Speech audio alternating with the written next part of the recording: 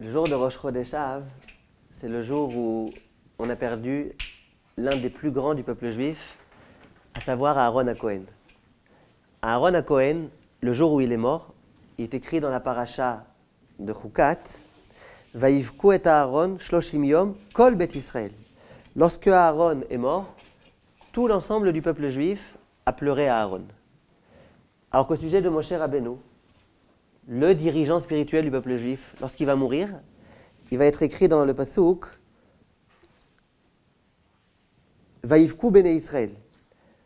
Les bnei Israël ont pleuré. Il n'y a pas écrit tous les bnei Israël. Et de là, Rashi va nous dire immédiatement que Moshe Rabbeinu n'a pas eu la popularité que Aaron a eu. Aaron était plus apprécié que Moshe Rabbeinu. Pourquoi? Dit Rashi, Kol bet Israël. Quand Aaron est mort, tous les bnei Israël ils l'ont pleuré. Anashim venashim, les hommes et les femmes. Les fichaya Aaron, rodef shalom. Parce que Aaron était toujours en quête de paix. Umetil ahava ben ba'ale meriva, ou ben ish leishto. Et à chaque fois, il essayait de réconcilier les personnes qui étaient divisées et à réconcilier les couples qui étaient disputés. C'est la raison pour laquelle, lorsque Aaron est mort, tout le monde a senti qu'il y avait un grand vide qui était créé. On a senti que lorsque le tzaddik nous quitte, dans toute la ville, il y a l'obscurité qui règne. Aaron, c'était donc un homme particulier. Essayons, Bezrat Hashem, de réfléchir un petit peu. C'était qui Aaron? Et on va, à mon avis, découvrir un nouveau Aaron, en étudiant bien les textes de Chachamim. Dans la Mishnah, il est écrit, dans Pirkei Avot, Hillel Omer, Eve mitalmidav shel Aaron. On a fait de ça même un chant. Hillel nous demande d'être les disciples de Aaron. Oev shalom verodev shalom, qui aime la paix et qui est à la poursuite de cette paix. Oev et abriot, qui aime les créatures, ou mekarvan la Torah, et qui les rapproche de la Torah. Donc voilà ce que Hillel nous demande. Soyez des élèves de Aaron HaKohen. Je me permets tout de suite une petite remarque. C'est une remarque un petit peu risquée, parce que je l'ai vue écrite nulle part dans les enseignements de Chazal, mais qui m'a l'air pourtant d'être vraie. À propos d'Abraham Avinu dans Pirkei Avot aussi, on nous disait « Quiconque est doué des trois qualités suivantes est l'élève de Abraham Avinu ». On ne nous a pas dit « Sois l'élève de Abraham Avinu ». Là, on aurait pu nous dire de la même façon « Quiconque est Oev Shalom verodev Shalom », sache que c'est un élève de Aaron. Hillel, il ne dit pas ça. Hillel, il dit « Sois un élève de Aaron, aime la paix, rodev Shalom, Oev et abriot, karvan la Torah ». Pourquoi on a besoin de nous donner ici une injonction? Il y a une différence qu'on peut remarquer à l'œil nu entre les deux Mishnayot. J'ai cherché dans Chachamim, j'ai vu que personne, j'ai pas vu que quelqu'un posait la question et qui répondait. Mais à mon avis, on doit arriver à une conclusion. C'est de dire que l'urgence, c'est d'être l'élève de Hillel. Ça veut dire qu'à la rigueur, si je n'ai pas les trois qualités de Avraham Avinu, je ne suis pas son élève. Mais ce n'est pas très grave. Par contre, de ne pas être Oev Shalom verodev Shalom, Oev et abriot karvan la Torah, ça c'est très grave. C'est pour ça que Hillel me dit, c'est pas simplement que si tu as ces qualités-là que tu peux savoir que tu es dans l'école de Hillel. C'est qu'il faut que tu fasses des efforts pour être l'élève de Aaron. C'était au passage une petite explication qu'on peut donner. Et où on voit que Hillel, ce n'est pas simplement qu'il nous recommande, c'est qu'il nous donne même l'ordre d'essayer de devenir les élèves de Aaron. Il y a une question qui se pose immédiatement. On nous dit, sois l'élève de Aaron. Pourquoi on a besoin de nous donner des exemples? J'ai qu'à ouvrir les Teilim. Et dans les Teilim, il y a écrit explicitement, Bakesh Shalom, Verot Feu. Le roi David me dit, il faut que tu sois en quête de paix. Bakesh Shalom, cherche la paix. Verot Feu, et sois sans arrêt en train de courir après la paix. J'ai pas besoin qu'on me dise, tu sais, Aaron c'était un homme qui accomplissait ce qui est écrit dans les Teilim, et toi, sois l'élève de Aaron. C'est un peu compliqué tout ça. Pourquoi on a besoin de me dire, sois l'élève de Aaron? On aurait dû me dire, sache qu'il y a un passouk dans Teilim, Bakesh Shalom Verot Feu. Qu'est-ce qu'il y a de particulier dans le fait d'être élève de Aaron HaKohen? Voilà une autre question qui se pose. En fait, Chachamim essaye de nous décrire dans les Midrashim, dans le Havot des Rabbi Nathan, quel était le comportement de Aaron. Où est-ce qu'on a vu que Aaron, c'était vraiment un homme qui procédait de la paix, que c'était vraiment un homme qui essayait de faire la paix partout. Et le Havot des Rabbi Nathan nous raconte plusieurs épisodes, plusieurs tactiques plus précisément dont se servait Aaron pour pouvoir réussir à procéder de ce Ohev Shalom et de ce Ohev et Abriot. Deux d'entre elles. Premier conseil que nous donne Aaron, il dit lorsque Aaron voyait un homme qui avait commis une avéra, un homme rachat, il y a écrit, un mécréant, il venait le voir et il commençait à sympathiser avec lui. Il commençait à lui faire un sourire radieux. Et il parlait, et il l'invitait à la maison, et il entretenait avec lui des grandes discussions. Cet homme-là, dit le Midrash, se disait, mais attends, Aaron, il ne sait pas que moi je viens de commettre une avéra. Aaron, il ne sait pas que moi je ne suis pas un tellement grand sadique. Il ne sait pas que je suis un rachat. Et s'il savait, il aurait osé me parler. Il aurait osé comme ça devenir un ami. Bon, alors je vais essayer, Bezrat Hashem, dorénavant, de ne plus faire de avérotes. Comme ça, au moins, hein, c'est légitime que Aaron vienne me parler. Et lorsque le lendemain, il voulait en venir à faire une avéra, il disait, mais c'est pas possible. Aaron, il m'a parlé hier, aujourd'hui, je vais faire une avéra. Voilà comment Aaron était Ohev et Abriot. Il rapprochait les créatures de lui. On mekarvan la Torah, et grâce à ça, il est rapproché de la Torah. Premier exemple du comportement de Aaron. Deuxième exemple, lorsqu'il entendait qu'il y avait des disputes. Il a vu qu'il y a une grande dispute qui a explosé entre Réhouven et Shimon. Que faisait Aaron? Il allait voir Réhouven. Et il disait à Réhouven, tu sais, j'ai rencontré il y a quelques minutes Shimon. Je ne sais pas si tu sais combien il s'en veut du mal qu'il t'a fait. Il s'en veut, et il est vraiment affligé, et il est triste, et il se cogne la tête contre les murs, et il aimerait tellement être proche de toi, et puis il aimerait te demander pardon, et puis d'ailleurs il m'a envoyé pour que je te demande pardon, etc. Alors il disait, c'est vrai, ah vraiment, c'est vrai. Et puis ensuite il allait voir le second, il disait, il y a 5 minutes, j'ai rencontré Shimon ou Réhouven. Et je ne sais pas si tu t'imagines, il paraît qu'il t'a fait du mal, et il paraît qu'il regrette beaucoup le mal qu'il t'a fait. Il a vraiment envie de te demander pardon. Et je ne sais pas si tu sais combien il t'aime. À l'intérieur de lui, il t'aime tellement. Il regrette tellement le mal qu'il t'a fait. Moralité, dit le Midrash, lorsque le lendemain Réhouven et Shimon se rencontraient, c'était le grand amour. Ils s'embrassaient, il y a écrit dans le Midrash. Voilà ce que Aaron faisait. Donc Aaron, c'était un homme qui aimait les créatures et de cette façon-là, il pouvait les rapprocher de la Torah. Aaron, c'était un homme qui aimait la paix et qui essayait au maximum de diffuser la paix autour de lui. Il y a ici une question très forte qui se pose. De Aaron, on nous dit dans le Passouk, Torah temet aïta befiu. Aaron, c'était un homme qui avait une Torah de vérité dans sa bouche. Ve'avla lo nimtza bisfatav. Et il n'y avait jamais rien d'immoral qui échappait de sa bouche. Aaron, c'était donc un homme de vérité. Ce n'était pas un homme de mensonge. Là, quand on lit ces histoires-là, on a l'impression que c'est un sacré numéro, ce Aaron. Il y a tout type de subterfuge. Comment faire pour réussir à inventer des choses qui n'ont jamais existé? Il va voir un, l'autre il m'a dit ça, alors que l'autre il n'a rien dit. Ça a l'air d'être un véritable mensonge. Plus que ça. Il y a un midrash dans lequel on nous parle de Moshe et de Aaron. Et le midrash, il s'interroge, lorsqu'il y a écrit dans le Passouk Chesed et Emet. À propos de qui on dit Chesed, à propos de qui on dit Emet. Il y a un des rabbanim dans le Midrash qui dit, l'homme du Chesed c'est qui? C'est Aaron. Et l'homme du Emet, de la vérité, c'est Moshe. Et ça on comprend très bien. Aaron c'était un homme de Chesed. Aaron il faisait toute sa vie rien que pour les autres. C'était un homme complètement de Chesed. Et Moshe c'était plus un homme rigoureux, un homme de vérité. Il y a un autre rave là-bas qui vient qui dit pas du tout. L'homme de Chesed c'était Moshe. C'était qui l'homme de vérité? C'était Aaron. Donc d'après ce rave-là, Rabbi Elazar, dans le Midrash, Aaron c'était un homme de Emet, un homme de vérité. Dit le Rav Isaac Sher, il dit c'est quoi ici cette histoire-là? C'est sûr que Aaron c'était un homme et de vérité et de Chesed. C'est sûr que Moshe c'était un homme et de vérité et de Chesed. Alors ça veut dire quoi? Est-ce que quand on a dit le mot vérité, on faisait allusion à l'un ou à l'autre? La question c'était, chez Aaron et chez Moshe, quelle était la qualité qui avait la prédominance? Ou en mes termes, lorsque dans une situation précise, j'ai une confrontation entre Emet et Chesed, qu'est-ce qui va prendre le dessus? Est-ce que c'est la dimension de vérité ou est-ce que c'est la dimension de Chesed? Par exemple, je dois faire la paix entre un homme et une femme. Alors si je suis complètement vérité, j'arriverai pas. Je suis obligé de mentir un petit peu pour réussir à les réconcilier. Donc d'une part j'ai Chesed, l'envie de les aider.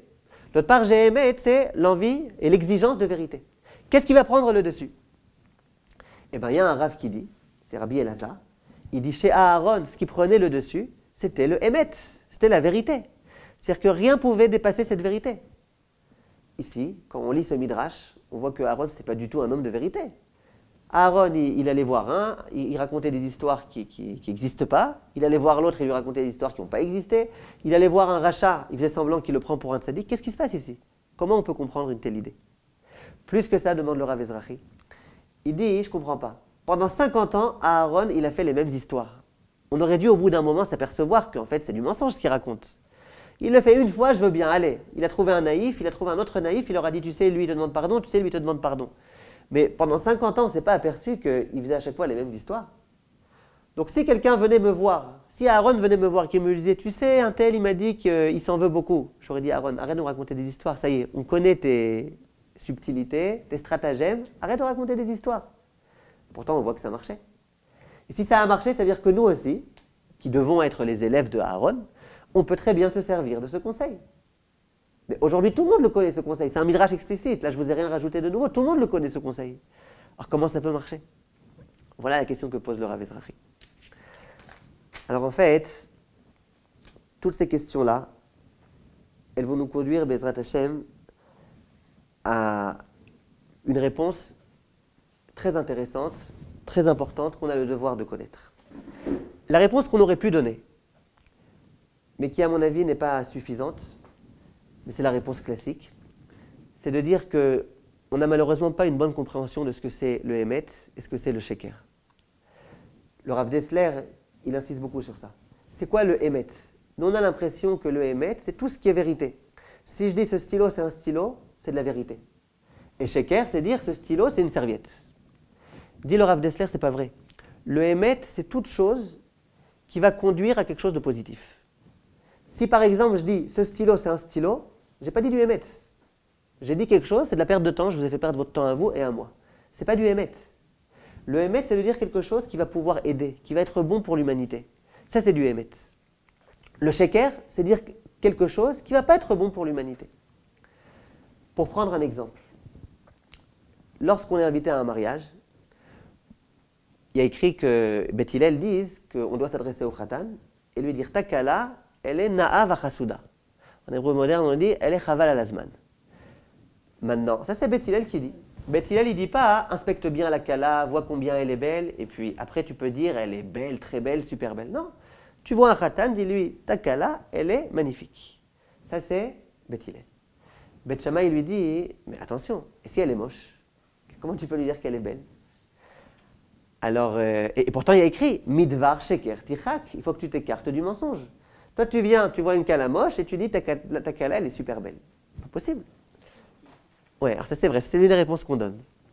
Maintenant, le Beth Hillel il répond, il dit mais attends, écoute Shammai. Imagine quelqu'un il revient du marché, il a acheté un manteau. Et toi tu le trouves horrible ce manteau. Qu'est-ce que tu vas lui dire? Ton manteau il est horrible ou ton manteau est beau? Tu es d'accord qu'il faut bien lui dire ton manteau est beau? Alors là pareil, il s'est marié avec une femme, il faut que tu lui dises ta femme est belle. Beth Hillel, il n'a pas répondu à la question de Shammai. Shammai lui dit il faut s'écarter du mensonge. Donc aussi bien pour la femme que pour le manteau. Qu'est-ce qu'il répond Hillel? Il répond ouais, mais un manteau tu ne peux pas lui dire qu'il est moche. Ben, j'en sais rien, s'il est moche, dis-lui qu'il est moche ou ne dis rien. Mais comment tu peux dire que le manteau est beau s'il n'est pas beau? Comment tu peux dire que sa femme est belle si elle n'est pas belle? Dit le Rav Dessler, c'est justement ça. Il faut s'écarter du mensonge, bien sûr. C'est quoi le mensonge? Dire à quelqu'un dont sa femme n'est pas belle, ta femme est moche, ça c'est du mensonge. Pourtant c'est vrai, elle est moche. Non, c'est du mensonge. Ça aidera à rien, lui ça fera que le frustrer, c'est du mensonge. Par contre, si sa femme, je trouve qu'elle est moche, elle a raison Rivka, c'est très subjectif, mais si moi je trouve qu'elle est moche, et que je lui dis moi je trouve qu'elle est belle, ça c'est de la vérité. Parce que ça conduit à des choses positives. Voilà ce que dit le Rav Dessler. On peut dire aussi que mitzvah les shanot mipnei shalom.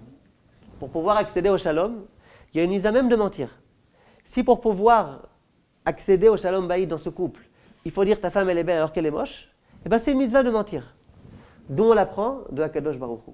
Hachem lui-même, il a été prêt à mentir pour le shalom baïd.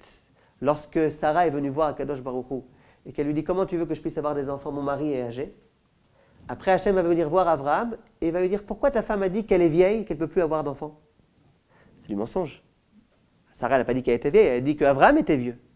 Écrit dans la Gemara, oui, mais Hakadosh Baruch Hu a été prêt à, entre guillemets, mentir pour le shalom, pour pas qu'Abraham soit vexé, que Sarah elle ait parlé de lui en ces termes. Mon mari, il est vieux. Donc, c'est la réponse à qu'on aurait pu donner. On aurait pu dire que Aaron, tout ce qu'il le faisait, c'était pour accéder au shalom. Dans la mesure où il le faisait pour le shalom, eh ben, c'est une mitzvah de mentir. Et puisque c'est un mensonge positif, eh ben, ce n'est pas du mensonge. On aurait pu dire cette chose-là. Simplement, j'aimerais aller, Bezrat Hashem, avec vous aujourd'hui, beaucoup plus loin. Surtout qu'il y a malgré tout un petit problème dans cette explication. C'est que le Yahabetz, au moment où il ramène ce comportement d'Akadosh Baruch Hu qui a consisté à mentir, le Yahabetz s'est dit, de là on voit que le shalom est plus important que le Emet. Quand j'ai une confrontation entre shalom et vérité, le shalom, ça passe avant la vérité. La preuve, Hachem, il a menti, il n'a pas procédé de la vérité. Pourquoi? Pour accéder au shalom. Donc on voit de là explicitement que ce n'est pas que cette vérité, que ce mensonge, c'est une vérité. Ce mensonge, ça reste un mensonge. Simplement, le shalom, ça passe avant. Or, de Aaron, on nous dit que Aaron, lui, il préférait le Emet que le Chesed. Le Emet que le shalom. Donc, il y a malgré tout un petit problème ici. À mon avis, on peut expliquer de la façon suivante. Toute la journée, j'étais heureux à l'idée de pouvoir aujourd'hui vous donner ce cours et essayer, Bezrat Hashem et Siyata Dishmaya, de vous faire partager cette idée que je trouve être fabuleuse. Il faut bien qu'on comprenne. Tous les Baalei Moussar nous disent que chaque juif a à l'intérieur de lui ce que Rav Nachman de Breslev appelle une Nekuda Tova. Rav Nachman, il fait de ça toute une Torah. Nekuda Tova. Chaque juif, il a à l'intérieur de lui une Nekuda Tova. Ce n'est pas que Rabbi Nachman de Breslev, c'est tous les Baalei Moussar disent que chaque homme a à l'intérieur de lui un véritable diamant, un trésor précieux qui est à l'intérieur de lui. Quelquefois, ce diamant, il rayonne même à l'extérieur. On voit des gens qui fleurissent, on voit des gens qui sont très proches d'Akadosh Baruch Hu, qui font des grandes choses. Et quelquefois, on voit des gens qui ont l'air d'être complètement à l'ouest, complètement loin de toute dimension spirituelle.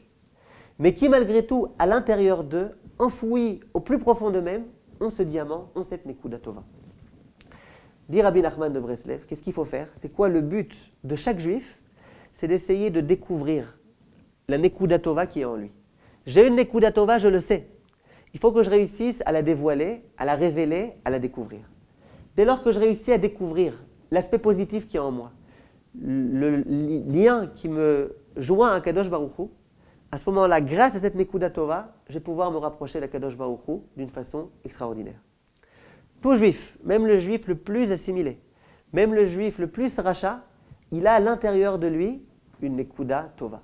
C'est très difficile d'y arriver, d'y accéder, mais tout juif a cette Nekuda Tova. Et ce qu'on nous demande, c'est d'essayer de la trouver, de la découvrir, et ensuite, Bezrat Hashem, de la cultiver et de s'en servir pour pouvoir grandir de façon exemplaire. Ça, c'est ce que chaque juif doit faire. Chaque juif, pour lui-même, il doit trouver cette Nekuda Tova, il doit essayer de la travailler. Ce qu'on demande à chaque éducateur, c'est de réussir à aider son élève, à aider son fils, à aider l'autre, son interlocuteur, à trouver la Nekuda Tova qui est à l'intérieur de lui.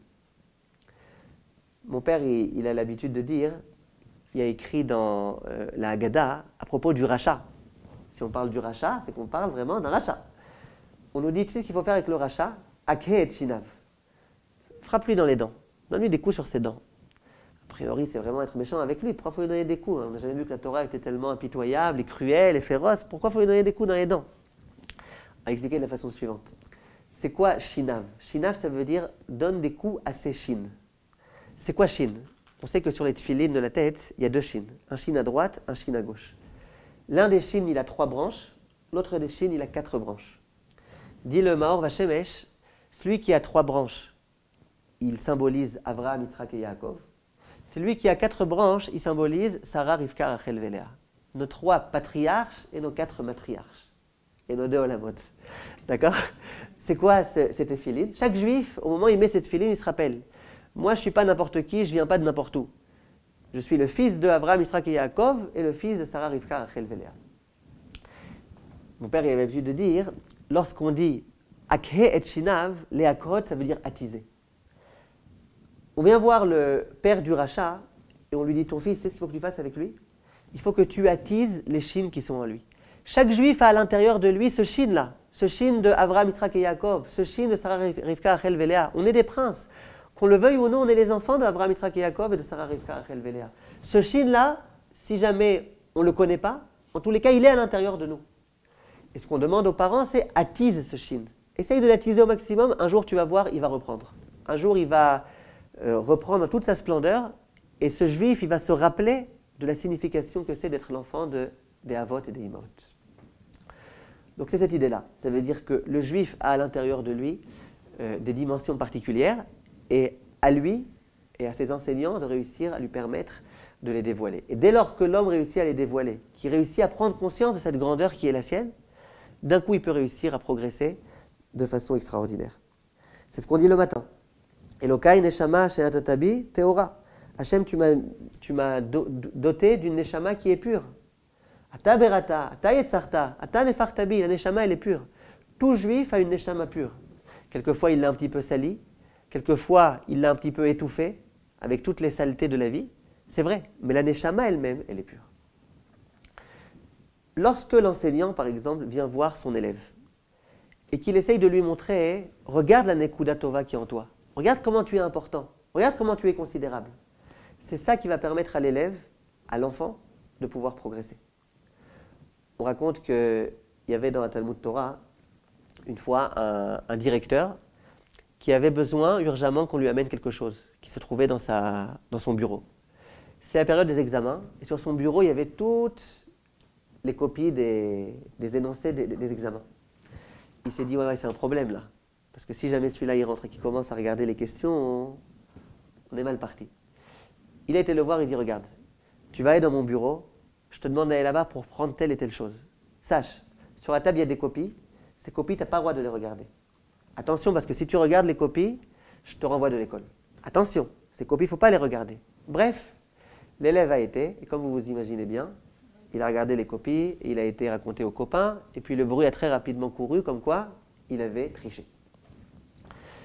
Le directeur a fait semblant qu'il n'avait rien entendu. Il a été voir un grand pédagogue. Il lui a dit, regardez ce qui se passe. Pourtant, je l'ai averti. Et puis pourtant, c'était un élève sérieux. Je n'ai pas été voir n'importe qui. J'étais voir un élève sérieux pour lui confier cette mission-là, d'aller dans mon bureau, alors qu'il y avait tous les examens. Le pédagogue, il lui dit, écoute, je pense que tu as mal fait. Tu viens le voir, tu lui dis, écoute, il y a des examens posés sur la table. Et attention, parce que si tu triches, je te renvoie de l'école. Tu risques de tricher. Attention, j'ai envie de te dissuader. Il t'a fait une grave erreur. C'est ce que tu aurais dû faire. Tu aurais dû voir ce même élève, je t'ai pas demandé de prendre un meilleur, ce même élève.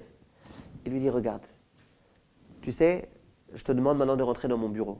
Sache que dans mon bureau, il y a des copies. C'est pas pour rien que je te demande à toi de venir dans cette pièce. Parce que je sais que toi, bien qu'il y ait des copies, tu seras capable de ne pas regarder. Toi, tu es quelqu'un auquel on peut faire confiance. Tu es digne de confiance. Sache que je te demande à toi d'aller parce que toi, je sais très bien, j'ai aucun doute, je peux te faire confiance, les yeux fermés, je sais qu'il n'y aura pas de problème. Il lui dit, vas-y, refais ça. Cette fois-ci, j'en veux plus exactement tous les détails, s'ils ont mis une caméra cachée ou je ne sais pas exactement quoi. Le directeur a été voir cet élève-là, c'était quelques semaines après, peut-être quelques mois après, j'en ai plus de tous les détails. Il lui a tenu ce discours-là. Ben, ils ont vu après sur la caméra que l'élève, il est rentré, il n'a même pas jeté son regard sur les copies. Ça veut dire quoi?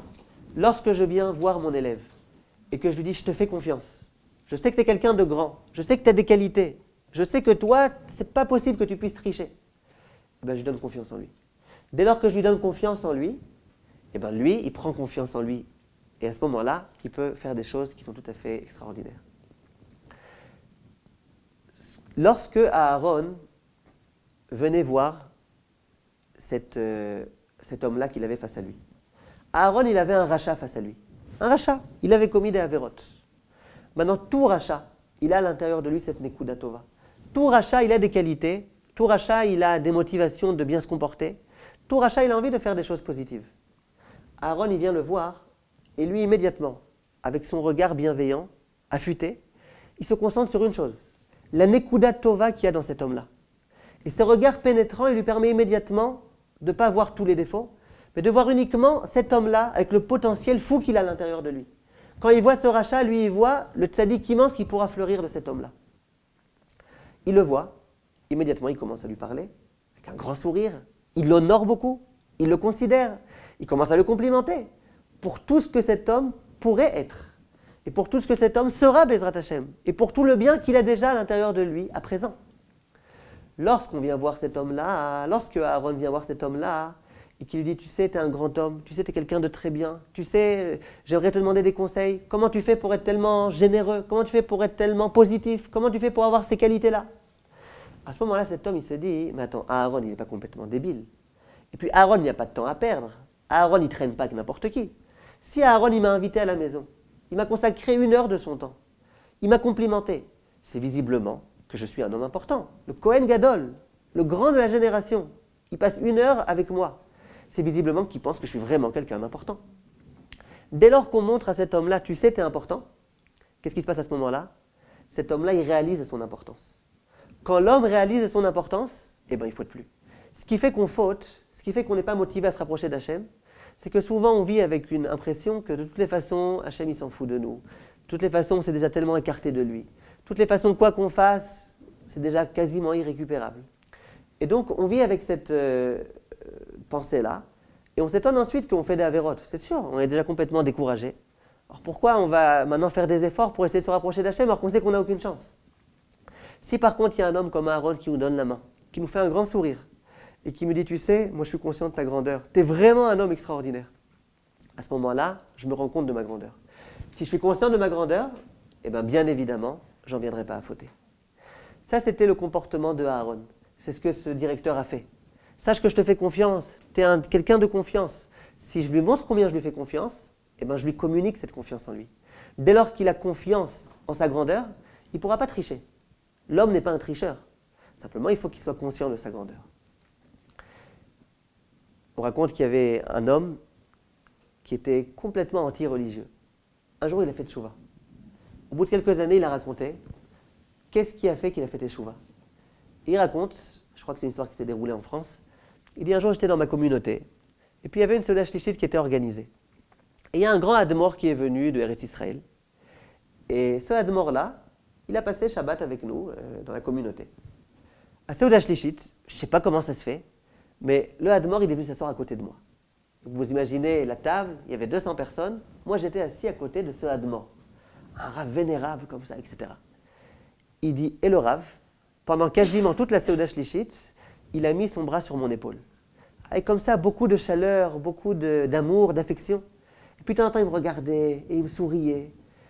Et ça m'a permis de faire teshuva. Pourquoi? Comment ça se fait? Cet homme-là, il pensait que c'était un pourri, que c'était un vaurien, que les rabbinim, ils le regardent avec condescendance, avec mépris. D'un coup, il voit un Rav, on lui dit, c'est un grand Rav, c'est un Admor, un Rav qui vient d'Israël, c'est quelqu'un de grand. Et ce Rav-là, il lui montre, regarde comment tu es important, regarde comment je t'aime. Pendant tout le repas, il lui a mis la main sur l'épaule. Regarde comment je t'apprécie, regarde comment tu es quelqu'un de grand. Dès lors qu'il s'est aperçu, je suis quelqu'un de tellement grand, c'est-à-dire qu'on peut s'attendre à quelque chose de moi. Ça lui a donné envie de progresser et d'avancer, et ça a marché. Ça veut dire quoi? Ça veut dire que quand on veut faire progresser des gens, il y a 2 possibilités. Soit on vient avec des remarques sans arrêt et des critiques, soit au contraire, on a une autre pédagogie. La pédagogie de Aaron, c'était ne fais aucune critique à personne. C'est pas comme ça qu'on érige des personnes. Il est écrit dans le Midrash explicitement que Aaron, il n'a jamais dit à un homme sararta, tu t'es mal comporté. Il n'a jamais dit à une femme sarart, tu t'es mal comporté. Alors comment il a fait pour être mekarev anashim la Torah? Il avait une autre méthode, une méthode pédagogique de première, laquelle il venait voir les gens, un grand sourire, regarde comment tu es important, regarde cette qualité que tu as dans laquelle vraiment tu es encore meilleur que moi. Et ça marche. Tu montres à l'homme combien il est important, combien il est grand, combien il peut, combien il suffit qu'il fasse quelques petits efforts et puis il va devenir quelqu'un d'immense. Ça donne envie de progresser, envie d'avancer, de se rapprocher d'Hachem. Ça donne une certaine confiance en soi. Et ça, c'est ce que Aaron faisait. Est-ce que ça c'est du émet ou du sheker? Nous on a dit à Aaron c'était un menteur, c'était un hypocrite. Il allait voir un rachat et puis il faisait semblant que voilà, tu es quelqu'un de bien, je te souris, je te machin. Il n'y a pas de plus grand émet que ça. Ça c'est le émet. Nous on est habitués, c'est quoi le émet? C'est ce qu'on voit de nos propres yeux. Dans les propres yeux, je vois un corps, je vois un Yetzer Hara qui a envie de faire des choses mauvaises, mais le émet, ce n'est pas forcément ce qu'on voit. Par contre, qu'un jour, il y avait un philosophe qui a dit à son élève, il lui a dit, tu sais, il faut que tu saches, il faut que tu ne crois que en ce que tu vois. Ce que tu ne vois pas, ce qu'on se raconte, Dieu, machin, tout ça, il faut que tu crois que ce que tu vois.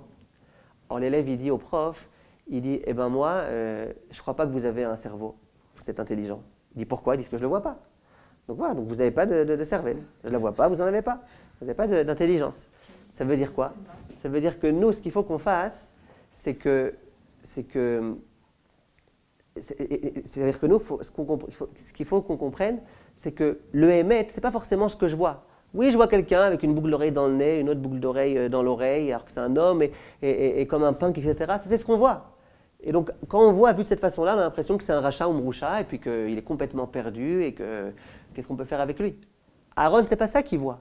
Aaron, il voit ce qui est profond, toute la profondeur de l'homme, toute l'authenticité de cet homme. Cet homme, c'est pas un méchant, c'est pas un mauvais. C'est un homme qui a à l'intérieur de lui une nekuda tova, qu'il a eu du mal à exprimer, qu'il a eu du mal à faire ressortir à l'extérieur. Aaron, c'est lui le émet. Nous, quand on le voit et qu'on se dit trop rapidement c'est un rachat, c'est nous qui sommes dans le sheker. Aaron, lui, était dans le émet. De réussir à dévoiler ce point, c'est ça le émet. C'est ça la réponse qu'on doit donner. On a dit Aaron, c'était un homme de émet. C'est pas qu'il a menti, mais c'était une mitzvah de mentir. Non, il n'a pas menti. Aaron, quand il allait voir ce rachat qui lui faisait un grand sourire, c'est parce que Aaron, il se disait, cet homme-là, c'est un tzaddik. Il a tout ce qu'il faut à l'intérieur de lui pour être tzaddik. Alors, il y a extérieurement quelques petits machins qui font écran. Il faut réussir à enlever ces problèmes-là. Et puis, cet homme-là, il deviendra tzaddik. Et de cette façon-là, Aaron a réussi à rapprocher les gens de la Torah. C'est peut-être la raison pour laquelle Aaron, le mérite qu'il va avoir ensuite, ça va être d'allumer la menorah. Quelle est la symbolique de l'allumage de la menorah? Allumer la menorah, c'est éclairer les autres. Le but de la menorah, c'était d'éclairer autour de soi. Aaron, c'est un homme qui était capable d'éclairer. Il prenait quelqu'un qui était sur le point de désespérer, quelqu'un qui était dans une obscurité totale. Il arrivait avec sa petite menorah, avec sa petite lumière, et il disait, regarde, tu penses que tu es tellement mauvais, tu penses que tu es tellement dans l'obscurité, regarde ta nekuda tova, regarde comment elle brille cette nekuda tova. Aaron, il venait avec sa lumière et il éclairait les gens. Aaron était capable de découvrir dans un juif ce que lui-même ignorait. Ça, c'est Aaron. Aaron était capable d'éclairer les autres. Mieux que ça. Avec quoi on allumait la menorah? Avec de l'huile d'olive. Écrit dans le Midrash, c'est quoi la symbolique de l'huile d'olive? L'olive, c'est un fruit qui est amer. Et l'huile d'olive qui sort, elle est douce, elle est pure. Elle est de bonne qualité. Ça veut dire quoi? Ça veut dire qu'on peut être capable de prendre quelque chose d'amer, de prendre quelque chose de pas tellement positif, et d'extraire de lui quelque chose de pur, quelque chose de doux. Mais il y a une condition. C'est qu'au moment où on voit l'olive, on sache bien que dans cette olive, il y a cette nekuda tova. Si je vois l'olive et je me dis, mais comment d'une olive on peut réussir à extraire de l'huile d'olive? Ça ne marchera pas. Si quand je vois l'olive, je suis conscient, dans l'olive, il y a du bien, il y a du bon, il faut juste réussir à l'extraire. Et bien là, je me donnerai la peine pour réussir à extraire l'huile qui se trouve à l'intérieur de l'olive. Ça, c'était Aaron. Aaron, il a mérité d'allumer la menorah. Parce que Aaron, toute sa vie, c'était de prendre des olives, de prendre des gens qui étaient a priori amers, acides, négatifs, mauvais, et d'extraire le bien qui était à l'intérieur d'eux. C'est peut-être pour ça que Aaron, il a eu ce mérite-là. Si on poursuit un tout petit peu la réflexion, Aaron, lorsqu'il entendait qu'il y avait eu une dispute qui avait explosé entre monsieur et madame, ou entre monsieur et un autre monsieur. Donc il a vu qu'il y avait des disputes, et qu'il y avait des hurlements, et qu'il y avait des insultes, et des injures, et des choses de ce genre-là. Nous, quand on voit, si on voyait ce genre de dispute, on dirait il y a de la haine, on dirait ils se haïssent, ils se détestent, ils n'ont qu'une envie, c'est de se tuer, ils ne se supportent plus. Nous, on aurait vu ça de cette façon-là. Aaron, c'était un homme, comme on a dit, de Hémet. Aaron, il ne regardait pas les choses de façon superficielle, mais de façon très précise et très profonde. Lorsque Aaron voyait que Réhouven s'était disputé avec Shimon, lui était capable de savoir qu'est-ce qui se passe dans le cœur de Réhouven au moment où il s'est disputé avec Shimon. Et Aaron, qu'est-ce qu'il voyait? La nekuda tova de Réhouven qui se disait, mais c'est pas dommage. C'est pas dommage que je lui ai fait ce mal à ce Shimon. C'est pas dommage que pour une petite bêtise on se soit disputé. Moi qui aspirerais tellement à l'altruisme et à la fraternité et à toutes ces dimensions-là, c'est pas dommage. Aaron, lorsqu'il rencontrait Réhouven, il était capable de sonder son cœur et de voir qu'au plus profond de lui-même, il ne voulait pas cette dispute. Au contraire, il voulait la paix. C'est la raison pour laquelle Aaron venait voir Réhouven, venait voir Shimon, et à chacun il tenait le discours. Il disait, tu sais ce que l'autre il m'a dit? Tu sais ce que l'autre il pense vraiment? L'autre il s'en veut. L'autre il est triste d'avoir fait ce qu'il a fait. Est-ce que c'est du mensonge? Non, c'est vrai. Aaron il était capable de lire dans le cœur de cet homme-là cette nekuda tova qui voulait le bien. Et donc Aaron, quand il vient voir l'autre, il lui dit, tu sais, l'autre il s'en veut, mais c'est vrai, parce que l'autre, à l'intérieur de lui, il s'en veut. Parce que chaque homme, il a une exigence de perfection. Chaque homme, il a une exigence de bonté, de bon comportement. Et quand Réhouven il se dispute n'importe comment contre Shimon, au plus profond de lui, c'est pas ça qu'il veut. Ce qu'il veut, c'est le shalom. Donc dit le Rav Ezrahi, lorsque Aaron allait voir Réhouven et qu'il lui disait Shimon, il veut la paix avec toi, c'était la vérité. Et lorsque ce Shimon là entendait combien Réhouven, le vrai Réhouven, le Réhouven intérieur, combien il veut la paix, combien il veut aimer l'autre, alors immédiatement Shimon il se disait ben, moi aussi je l'aime. Si vraiment c'est ça son intériorité, si vraiment il s'est mis en colère que comme ça parce qu'il avait un Yetzer Hara, mais ce qu'il veut vraiment c'est m'aimer, et ben moi aussi je l'aime. Et de cette façon-là, le lendemain ils se rencontraient. Qu'est-ce qu'ils faisaient? Ils s'embrassaient.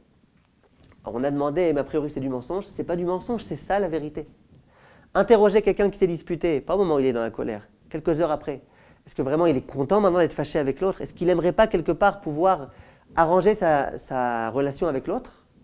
Au plus profond de lui-même, il vous dira que oui. Extérieurement, il vous dira que non, parce que c'est son ego et son orgueil, etc. Mais à l'intérieur de lui, c'est ce qu'il aimerait faire. Aaron il était capable de lire l'intérieur, de lire le langage du cœur, de voir l'aspect positif de tout un chacun. Quand il allait voir Réhouven, il lui disait ce que Shimon voulait vraiment dire. Quand il allait voir Shimon, il lui disait ce que Réhouven voulait vraiment dire. Alors vous allez me dire, mais les gens, ils n'étaient pas conscients de cette astuce-là, de ce stratagème? Réponse, même s'ils étaient au courant. Aaron, ce qu'il disait, c'était des propos de vérité.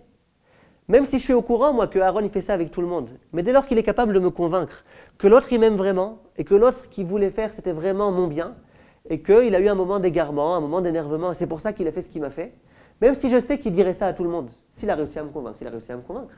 Et lorsque moi je rencontre l'autre ensuite, et bien à ce moment-là, je vais me mettre à l'aimer. Ça veut dire que Aaron, excusez-moi, lui il avait un regard au second degré. Et ça c'est ce qu'on nous dit à propos de Aaron. On nous dit « Eve mitalmidav shel Aaron » soit l'un des disciples de Aaron. Pourquoi on ne dit pas plus simplement « Sois comme Aaron » dès le Midrash Shmuel, parce que c'est impossible. On ne pourra pas arriver à la dimension de Aaron. C'est utopique.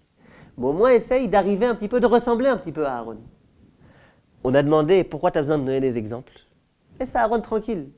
Tu veux remplir ta Mishnah, dis, il y a un pasouk, Bakesh Shalom Verotfeu. C'est qu'en fait, Aaron, il va nous donner une grande leçon. Laquelle?